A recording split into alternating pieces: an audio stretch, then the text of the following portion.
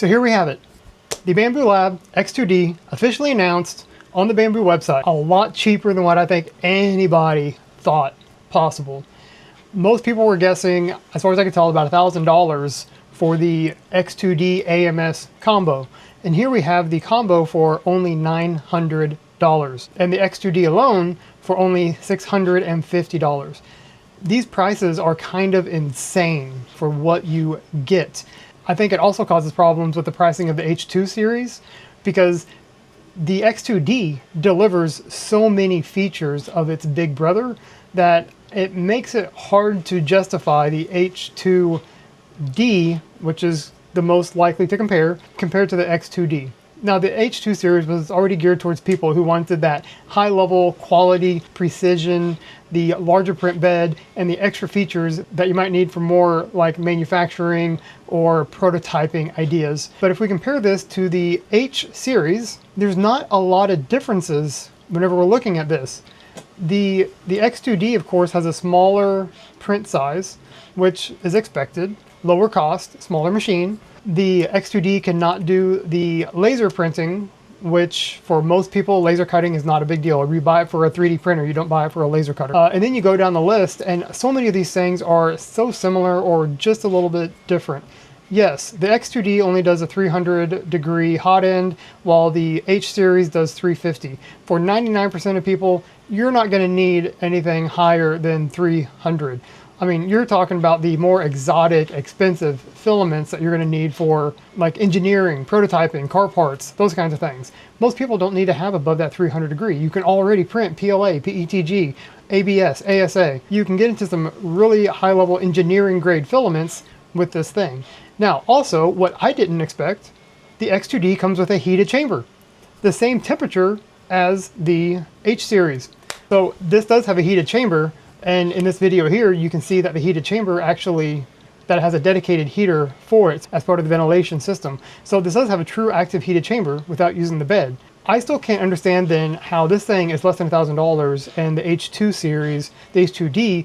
In terms of other differences between the X2D and the H series, you're like really all you're having at this point is the larger print bed. And if you want those truly exotic filaments, you're going to have trouble with that with the X2D because it doesn't have the higher temperature for the nozzle. For 99% of people, like this thing is kind of a no-brainer in my opinion.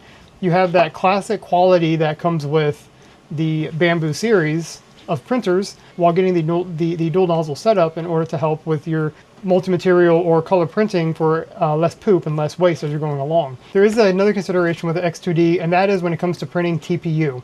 They actually have, so it has two nozzles, but the nozzles don't use the same extruder system. The primary one uses the servo motor that Bambu Lab kind of has as their own proprietary extrusion system.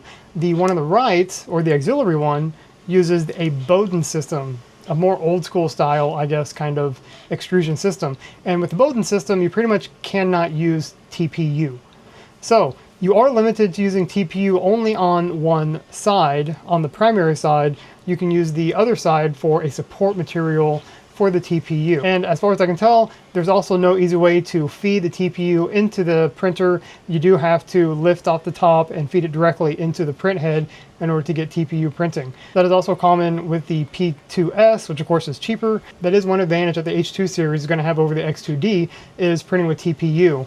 The X2D, because it has two different types of motors, it has the servo motor on one side and the Bowden on the other, you cannot print TPU with a Bowden extruder, or at least not very well or easily.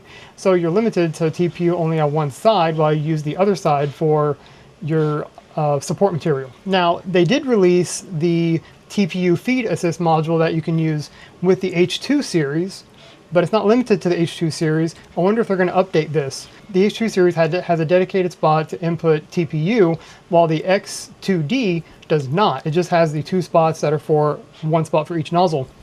But what's interesting about this feed module is if you scroll down, the compatibility is for the H2 series, the X1 series, P1 series, and P2S. Does this mean that this is going to be updated for the X2D? I'm going to guess so, but it'll still only be used for the primary nozzle, which I believe is the left side nozzle. So another thing to call out that's the difference between the H2D and the X2D. This part down here is weird. This column here is the X2D, and there's a little asterisk next to this. It says ideal, but it says the filament compatibility applies to the main nozzle only. See spec sheet for details. But we're talking, well, PLA, PETG, TPU, ABS, all of these say that same thing. Why are these not recommended on the auxiliary nozzle, or which parts of these specifically are not recommended? I'm gonna see if I can find that out. So here we have it on the X2D main page, not from the store, and we can see some of that film, and we can see the filament supported and the differences between the two.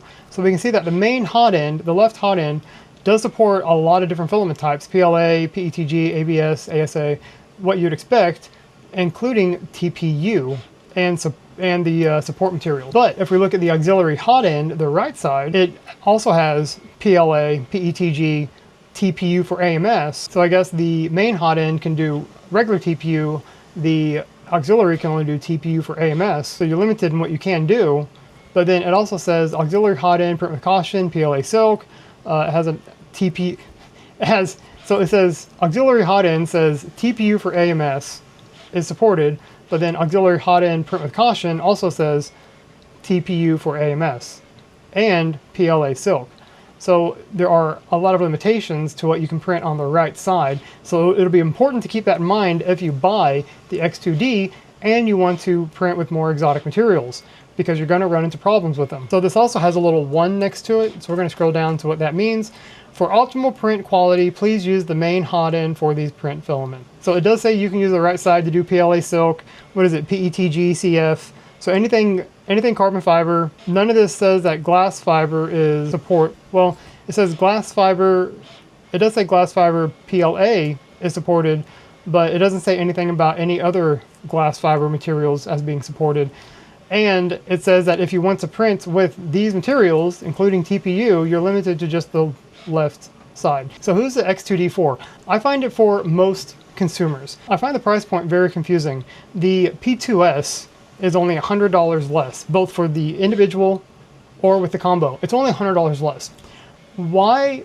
I think most people would go ahead and spend the extra $100 for the X2D because of the 2 nozzles. Even if all you want to do is the multicolor printing, it's going to save you time and money with the filament. And you have the heated chamber in case you want to explore into more exotic filaments, or even if you want to print your own Bambu Lab spools, because you need to use at least ABS for those, in my opinion. So I don't see now who the P2S is for. I think that they have a weird lineup at this point because the price gap between the P2S and the X2D is so small, and the price gap between the X2D and the H2D is so large. I'm not sure where the X2D is actually supposed to fit in.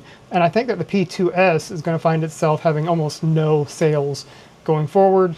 That's my opinion. I'll be interested to see where this leads. I am interested to see if they produce the X2C around that $1,000 mark, maybe in 3 to 6 months, in order to target those true multicolor prints, bringing what the H2C has to a much cheaper market, allowing for even more people in order to get into that world.